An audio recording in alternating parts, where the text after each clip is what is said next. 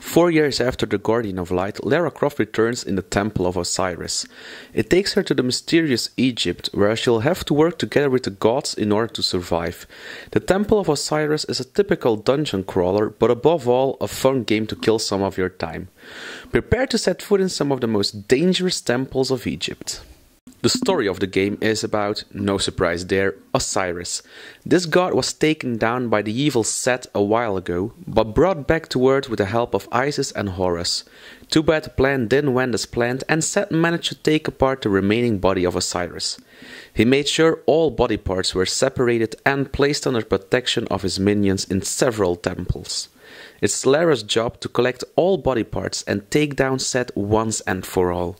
Not a very interesting or innovating story, but it fits the Egyptian theme just fine. Aside of the story, it's also important to know the characters. New in this game is the ability to play with up to 4 players. You can play as Lara Croft, Carnival, Horus or Isis. Players can drop in and out at any time to help each other out while playing. This co-op multiplayer works just fine, but you can also complete the game on your own, so don't worry about that. The character you choose won't affect the game that much. Aside of different gadgets and weapons, all characters play the same way. So the main objective in this game is completing temples. Lara is of course a tomb raider and she's looking for some treasure. Like we're used of her, she isn't scared to enter dark temples at all. It's your job to solve temple after temple in order to get all of the remaining pieces of Osiris. Completing a temple mainly consists out of 2 different elements, namely defeating enemies and solving puzzles. Every temple is filled with enemies to destroy. You can destroy those using your firearms. You'll start off rather cheap with a set of handguns, but the more you progress, the better your weapons become. Not long after your first minutes in game, you'll get access to more powerful weapons such as shotguns, rifles and more. You'll need all of those powerful weapons if you'll want to survive a wave of different enemies.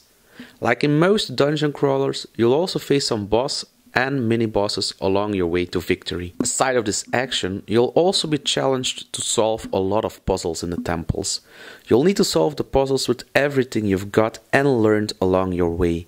Move objects with your staff, shoot bombs in the air with other bombs. You'll really need to think of everything if you wish to solve the puzzles. The puzzles really are challenging, but never unfair. If you take some time to solve them, the game will show you a hint on screen in order for you to advance. The difficulty level of the puzzles is just right, never too easy, but never too frustrating. If you manage to solve a puzzle, you'll really feel satisfied, and that's what this game was aiming for. The third and final part of the gameplay are the gadgets. Lara and the other characters all have a different set of gadgets at their disposal. The most important gadget is a Staff of Osiris. This staff is used for a lot of things in the game. It activates certain platforms, turns into a deadly beam to defeat enemies, and even slows down the time for you. The staff will soon become your new best friend and you'll be using it a lot in this game. Another cool gadget is the hookshot. Lara can use this to climb on walls or jump over huge gaps in the ground. It's a fun little gadget that makes the game even more fun to play. Aside of these 2 gadgets, you'll often find new weapons as well to take down enemies.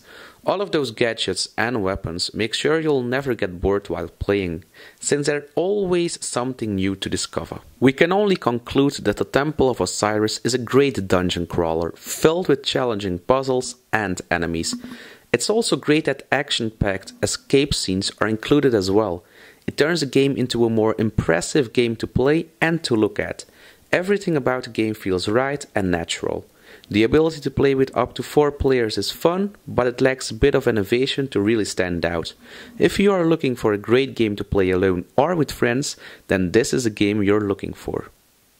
That's why we give this game a solid 8.5 out of 10. As always, thank you guys for watching this video review here at Gaming Boulevard. Be sure to check out our other videos as well, and be sure to subscribe to our channel if you want to see our newest videos as first.